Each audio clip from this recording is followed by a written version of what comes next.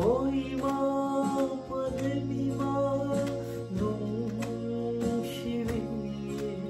ngamlaroi shima imanye khomlang raman asishu shodunata lairi na chara ima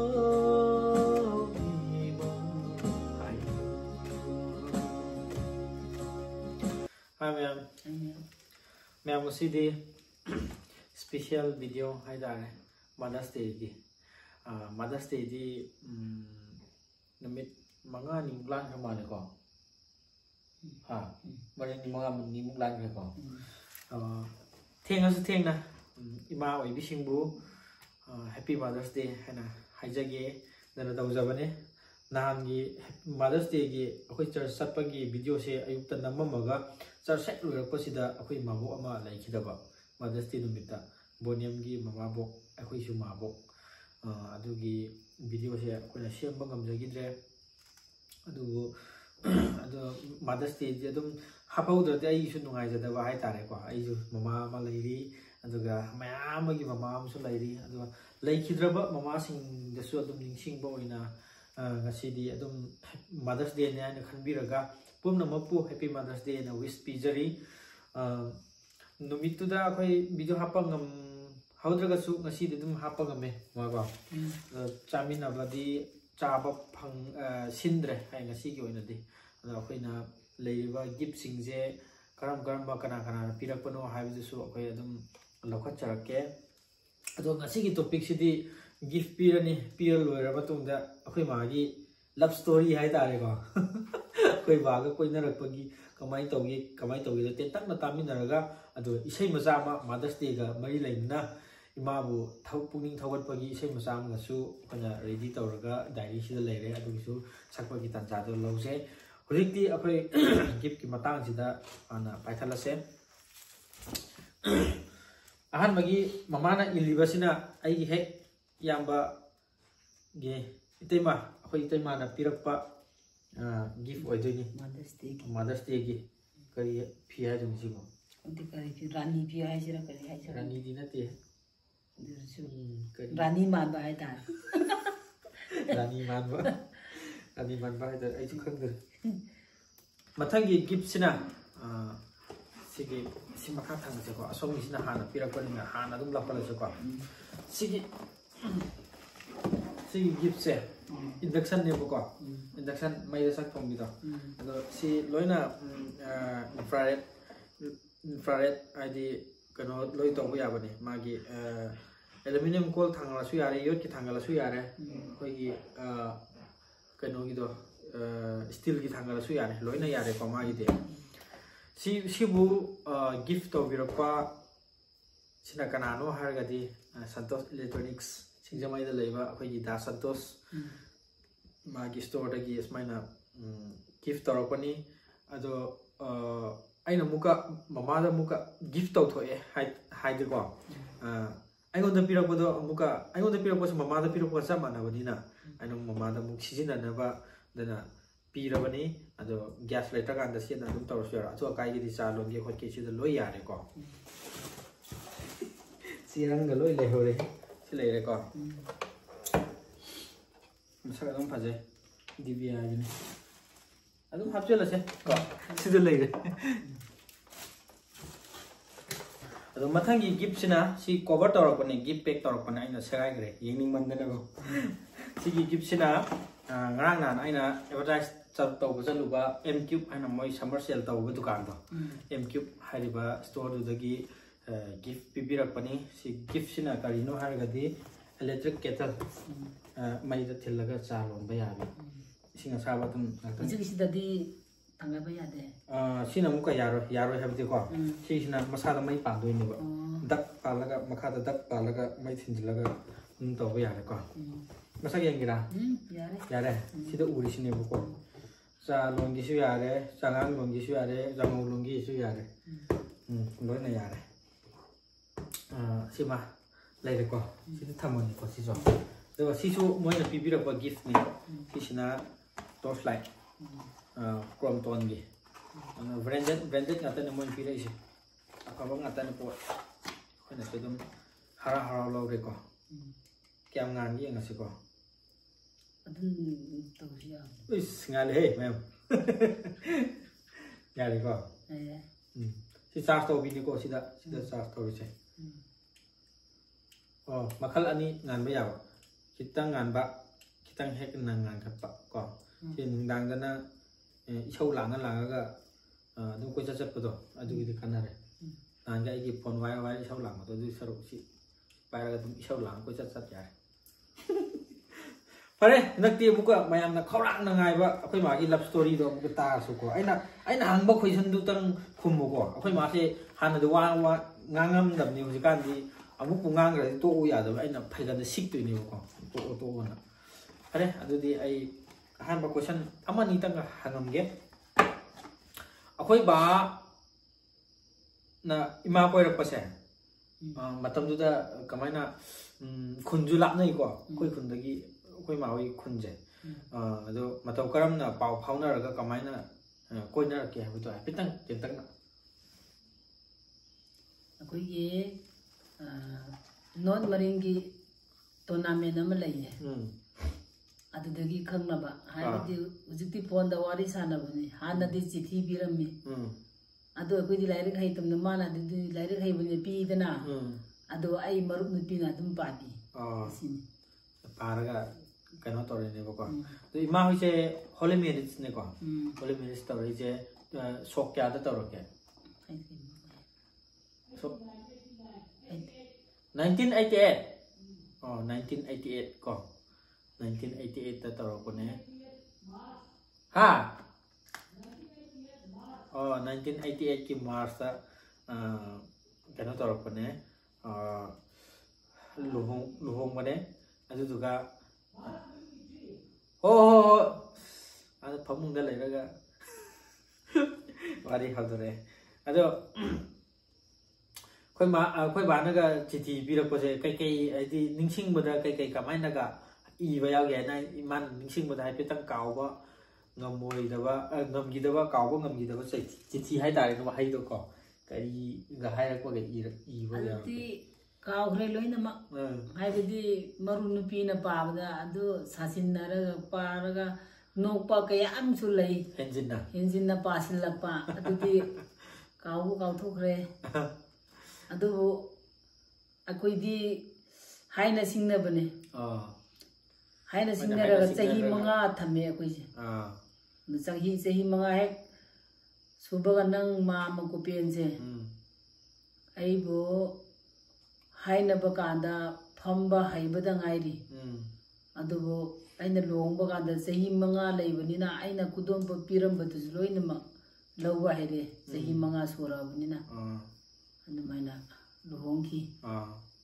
มาตั้งแต่โดนสุยาวเดย์จำนะดรัมเซนมาดิคิดบัดดีกุยเดโฟโต้ได้คิดละสุยัยดีตาน้องมา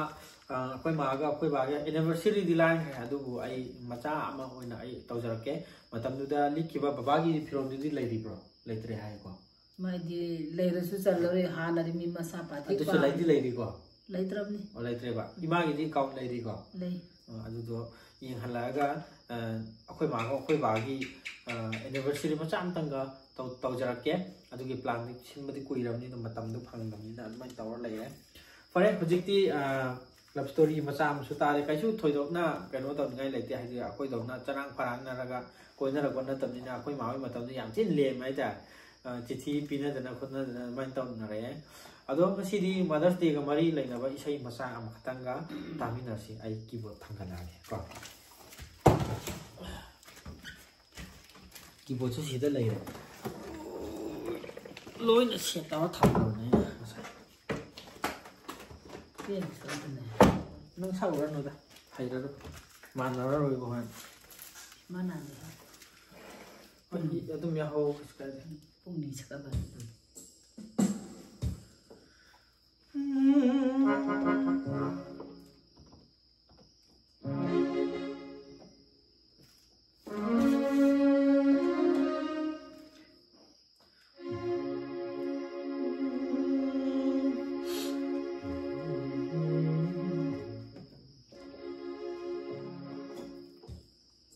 mayam dum tamin na si isai je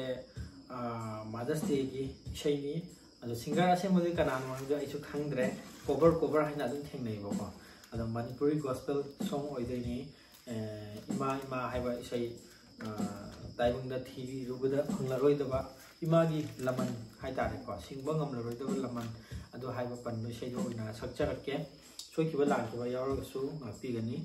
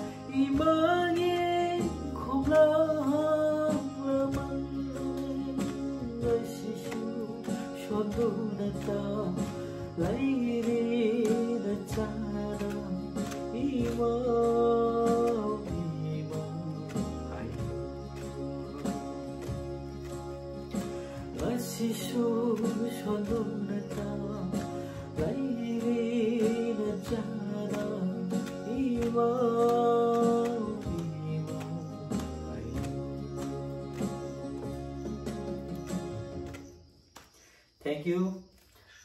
Mayamna nungsibiduna leiriba ai ima singbu luna tauba aduga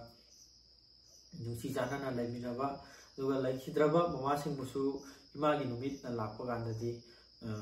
nomata orsu mamabu ningsing duna mamaga phongminna boy ning khanduna imagi damakta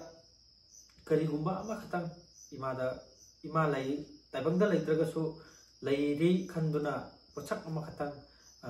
miyoi amada kathokpiba natraga imangna ima leiri ningduna pochak ama smaina imagi damak ningsing khubam oina thambiba haibase yamna tangai phadabani haiduna khanjai aina adubu taibangmi haibasidi nongma natragadi nongmadi loina leiron chan hidoini taibang sida si hidoini leikiroidoini aduduna ahan akon gi wari ni do hingminari da nusi janna laiminaba ade amana amabu tintinaraga kalagin tinaraga adumaina hanthaba mi yengba adumakti pamjadabagi wakhalon do aina phongdok sabani do ngasigi imagi numitida wish pibirakpa pumnamakpu ai site tagi thank you haiduna haijari pumnamakpu ngasigi oinadi swaisida losilaga punsi nungsangna hingse aduga mathangi blog so muk nungai nungai ba thagapa ngamnabai damakta mayamnasu for pibiramu haiduna sigi wai amani sitang haijaraga losinjarage ngasigi oinadi